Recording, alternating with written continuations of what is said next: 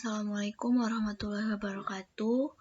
Untuk materi selanjutnya yaitu tentang nilai rata-rata integral dan juga sifat-sifat simetri. Pertama, kita akan mempelajari tentang nilai rata-rata fungsi ataupun dalam integral. Yaitu jika suatu fungsi integral di interval tertutup, maka nilai rata-rata dari fungsi f di interval tertutup a, b yaitu dengan rumus 1/b kurang a integral ab fx dx. Rumus 1/b kurang a ini merupakan nilai dari rata-rata, di mana kita mempelajari tentang nilai rata-rata fungsi integral. Dapat kita lihat dalam contoh, nilai rata-rata fungsi sin x di interval tertutup 0, v adalah, yaitu kita masukkan saja nilainya 1/v kurang 0 integral v0 sin x dx. Maka nilainya kita dapat yaitu 2/pi. Selanjutnya, kita lihat contoh pada soal cerita. Dalam contoh, misalkan suhu dalam derajat Celcius suatu batang besi dengan panjang 2 meter bergantung pada posisi X menurut fungsi Tx sama dengan 40 ditambah 20X dikali 2 dikurang X. Tentukan suhu rata-rata dari batang besi. Maka kita dapat menentukan bahwa nilai B dikurang A-nya. Artinya, suatu batang besi dengan panjang 0 berarti nilai terbesarnya yaitu 2 dikurang 0. Dan integral 0 sampai 2 dari 40. Kemudian kita masukkan rumus fungsinya. Maka kita akan mendapatkan suhu rata-ratanya sebesar 160 dikurang 3. Dengan menggunakan rumus integral yang tadi. Yang 1/b ini kurang ya, 1/b dikurang a integral ba fx dx. Maka akan didapatkan 160/3 Celcius. Kenapa didapatkan 160/3 Celcius? Setelah kalian mengerjakan pengerjaan konstanta, maka kalian mengerjakan pengerjaan integral yang di sini. Artinya dengan menurunkan ini, kemudian memasukkan nilai integralnya. Kemudian teorema nilai rata-rata.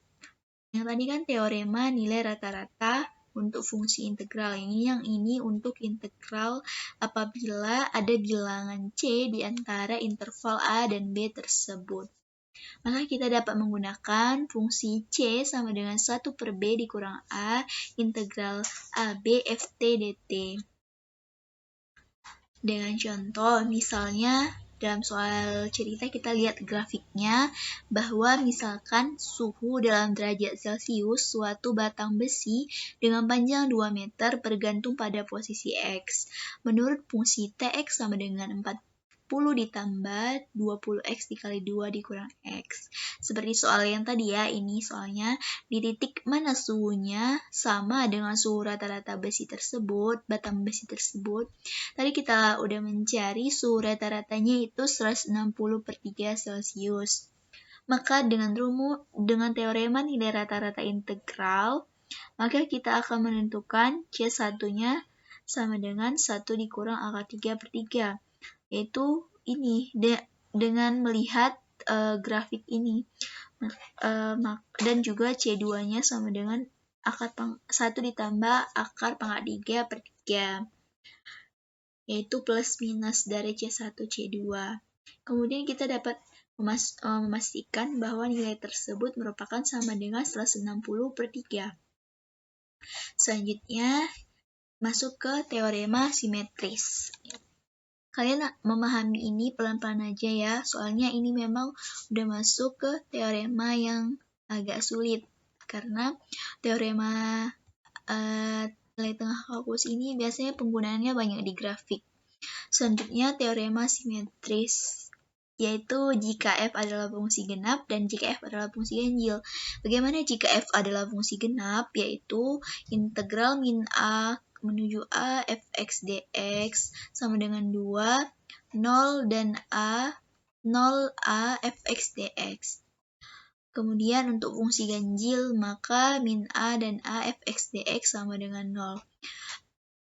Dengan catatan, fungsi f adalah fungsi genap jika f min x sama dengan fx untuk setiap x elemen dari domain f. Kemudian, fungsi f adalah fungsi ganjil jika fungsi min x sama dengan min fx untuk setiap x elemen dari domain f. Artinya, dalam fungsi genap ini, kalian bisa melihat bahwa nilainya itu selalu ada, ataupun kayak jarang nilainya itu nggak ada gitu. Untuk fungsi ganjil biasanya sama dengan 0. Kita lihat dalam contoh, ini seperti gambar yang kemarin pernah ditanyakan juga. Hitunglah integral dari minus v sampai v dan juga v sin x tambah cos x dx. Kita lihat bahwa integral minus v dan v sin x tambah cos x dx, bahkan kita pisah dulu minus dengan sin x dan cos x. Kemudian karena sin adalah fungsi ganjil, maka min v sampai v sin x dx sama dengan 0. Karena memang sudah sifatnya jika dia fungsi ganjil maka nilai sama dengan 0. Karena cos sama memiliki fungsi genap, maka nilainya sama dengan 2. Jadi nilainya sama dengan 2. Konstantanya dikeluarin, kemudian 0 sampai v cos x dx. Kemudian 2 sin x dengan batasan 0 sampai v sama dengan 0. Karena nilai sin tadi merupakan 0, maka jika 2 dikali 0 sama dengan 0. Jadi nilai dari integral tersebut sama dengan 0. Karena fungsi sin ditambah cos bukan fungsi genap dan bukan juga fungsi ganjil. Kemudian jika ada juga sebuah teorema jika f adalah fungsi periodik dengan periode p. Tapi ini sangat jarang digunakan. Tapi nggak ada salahnya kita mempelajari dengan integral a tambah p sampai b tambah p fx dx sama dengan integral ab fx dx. Artinya rumus ini jika tidak ada nilai negatif dalam integralnya. Kemudian kita juga bisa lihat dalam contoh, ini memang sangat rumit. Ini seperti contoh yang kemarin pernah juga dikirimkan. Kita harus pelan-pelan melihat nilai nilai mutlak dari cos x dx ini. Maka penyelesaiannya seperti ini. Jika kita bisa membuat daerahnya gitu kan. Setelah kita membuat daerahnya, maka kita akan membuat nilainya. Kita mulai dari 0 kemudian sampai nilai interval yang keempat. Karena nilai intervalnya sampai 4 yang ditanyakan.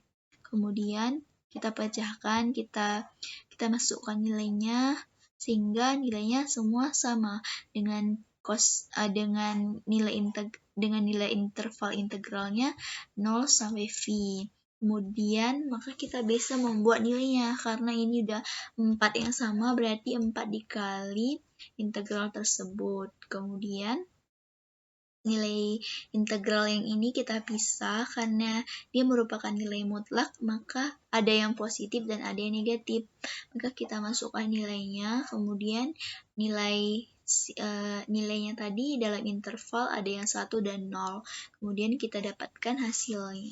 Berdasarkan grafik ini juga dapat kita lihat nilai interval. Ini kan grafik sin ya, grafik cos ya. Berarti kita dapat melihat nilainya dari kebalikan sin. Ini kan grafik sin, berarti kita nggak bisa lihat nilai cos di sini. Berarti kita harus memasukkan nilai sin, makanya tadi diubah ke dalam bentuk sin.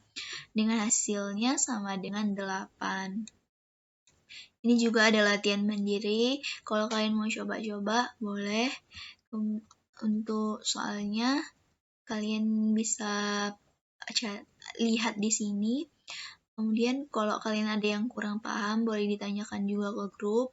Soal yang gambar ini kalian harus mempelajarinya pelan-pelan, karena ini merupakan udah masuk ke 3 materi gitu. Ini merupakan materi integral, materi trigonometri, dan juga materi teorema dasar kalkulus. Oke,